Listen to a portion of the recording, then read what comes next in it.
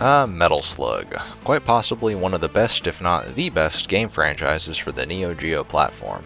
I don't even know where to begin with this game. From its gorgeous animation, its dark humor, and running gun style of gameplay synonymous with the Contra franchise, it's a game that I'll never get tired of. I've played it regularly throughout the years, even managing to complete it on the hardest difficulty with a single life. It's one of my personal favorites in the running gun genre, and in 1996 was proof that even with 3D systems on the rise, 2D games could look just as impressive if they were done right. But hey, that's besides the point. Now with all that out of the way, let's start this review off with a little bit of backstory. Metal Slug was first released on SNK'S Neo Geo MVS arcade platform on April 19th of 1996, and it was developed by Nazca Corporation, a developer who made games such as Gun Force 2 and In the Hunt, eventually merging with SNK and being the main developers of the Metal Slug games up until the third installment.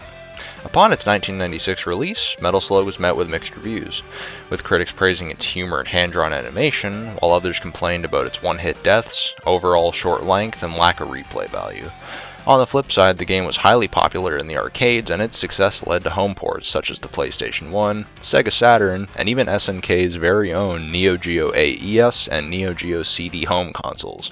The version that I'll be looking at in this video is the Neo Geo CD release, along with going over some of the additional content featured in this version. So without further ado, let's begin. The first difference you'll notice upon starting the game up is that you're actually brought to a menu instead of the arcade version's attract mode. It's here where you can adjust your game's difficulty, number of continues, and even your controls, a feature that is exclusive to this version and all the subsequent console ports that came after. You also have the option to watch the arcade's attract mode and how to play sections, which are a welcome feature, but if you don't really care about any of that, you can just jump right into the game, and... Right, the load times. Yeah, so this shouldn't come as much of a surprise, but because the Neo Geo CD release uses CD-ROMs, well, shocker, there's going to be load times in this version of the game. This is arguably the biggest complaint of this port, seeing as the original models in Neo Geo CD use a single-speed drive, which is pretty slow. Thankfully though, if you're using the CDZ model like I have, the load times are drastically cut in half thanks to the new double-speed drive. But even with the original models, these load times only happen between levels and aren't really all that long, making them pretty bearable. It's an aspect of this version that I find is overhated by too many people, but now that we've got that initial load out of the way, let's dive into the game itself.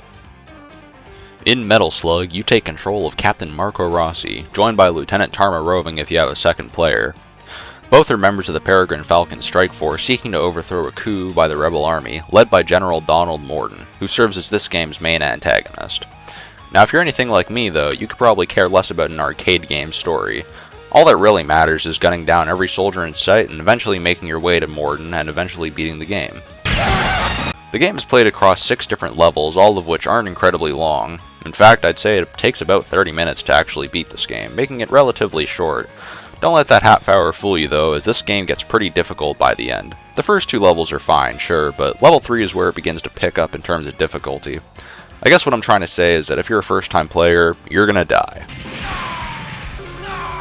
A lot. Each level has POWs, also known as prisoners of war, scattered all throughout that you can rescue, and in return they'll reward you with various goodies, such as weapon ammo, grenades, and weapon upgrades that are much better than your standard pistol. And they'll be sure to tell you just how thankful they are for rescuing them. Thank you, thank you, thank you, thank you, thank you, thank you. Upgrades include the heavy machine gun, flamethrower, rocket launcher, and my personal favorite, the shotgun.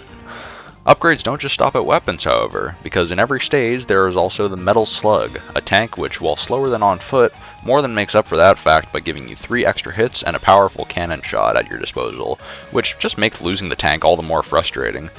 If you're playing with a friend, you'll likely fight over who gets the Metal Slug, since only one slug is allowed on screen at a time. Additionally, you also have the stationary gun, which only appears in the final level for about a minute. All it really is just a slightly faster machine gun that shoots in a few fixed directions. At the end of each level, you're given a count of how many prisoners you saved. If you save 10 or more, you're awarded an additional bonus. In 2-player, this bonus is given to the player with the higher prisoner count. If you manage to beat the level with the Metal Slug, you're also given an extra bonus, but either way, it's all just for points anyway. At the end of the game, you're given a briefing on how well you did in your run of the game. This includes a tally of how many continues you used, along with how many prisoners you saved, followed by the credit screen. If you beat the game as Tarmo, the credit song will actually be replaced with this catchy little pop song, which honestly I prefer. In terms of controls, Metal Slug plays very well. You can shoot what's in front of you and what's above you, but unfortunately you can't shoot diagonally. If you're in close enough proximity to an enemy, you can also use your knife, though personally I find I hardly use this attack simply just because there aren't many moments where it's useful. If you're controlling the tank, you have the ability to do the Metal Slug attack, which deals a lot of damage but at the expense of your Metal Slug.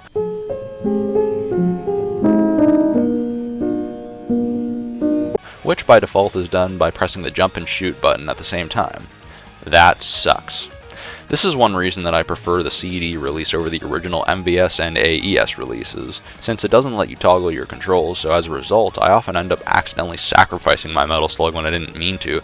It's a small gripe, but whatever. Another thing I feel is important to mention is just how great the Neo Geo CD's controller is when playing this game. I actually think the controllers for this system are really awesome and something that I'd argue is a big selling point that this version has over some of the other ports. It makes sense really when you think about it, since at its core the Neo Geo is an arcade machine and as such was designed around that fact in every way. In short, the standard CD pad is a perfect fusion between conventional console and arcade machines. If you really want to get more authentic with the arcade experience, however, a great alternative to the standard controller is the Neo Geo CD's Pro Controller, which is my preferred way of playing games on it. Well, that about covers the gameplay and controls, so how about those visuals? Now, it's no secret that the Neo Geo was great when it came to 2D visuals, and Metal Slug's a showcase of just how incredible those 2D sprite capabilities really were. This game is filled to the brim with fluid hand-drawn animation with colors that just pop out. Even today, the game is great to look at and has aged remarkably well, as is the case with most Neo Geo games. I mean, seriously, this game is 30 years old as of this video and still looks incredible.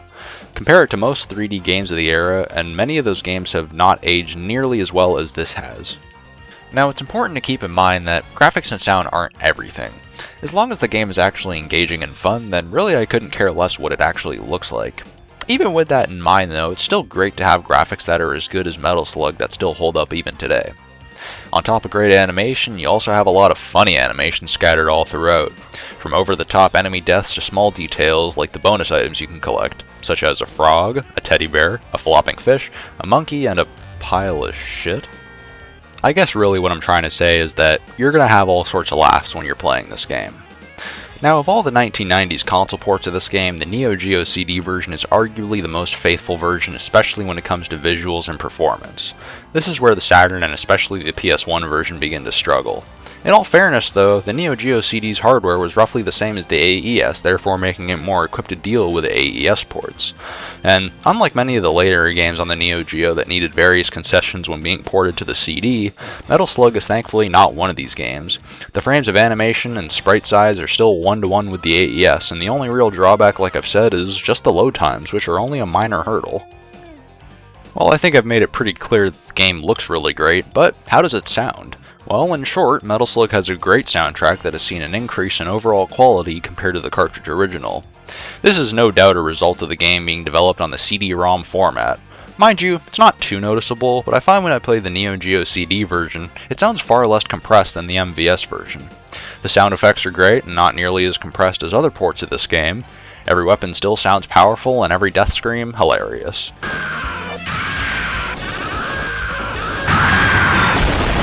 Now that I've talked your ear off about Metal Slug, let's take a look at this version in retrospect.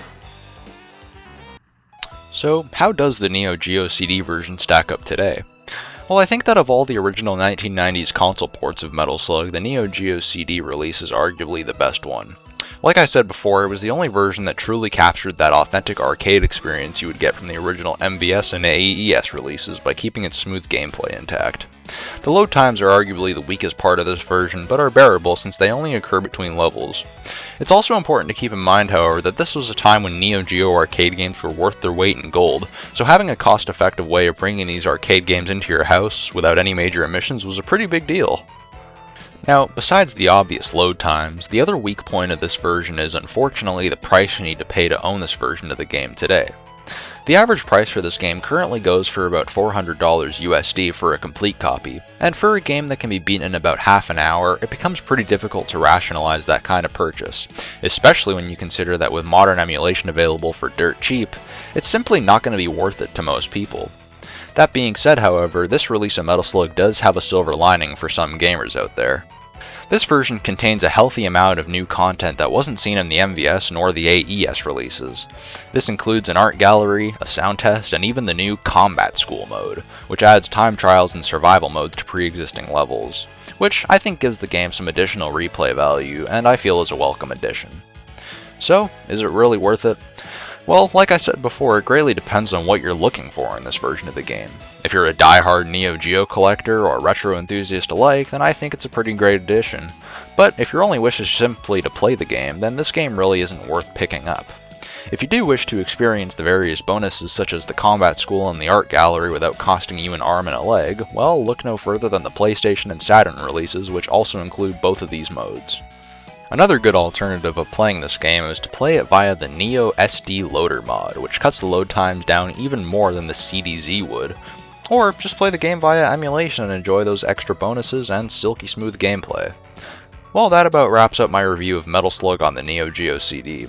Thank you very much for watching and hearing all I had to say about it. I really hope you learned something or gained further insight into what you already may have known about this version. With all that said, I am the Soul King, and this has been my review of Metal Slug. Bye-bye for now.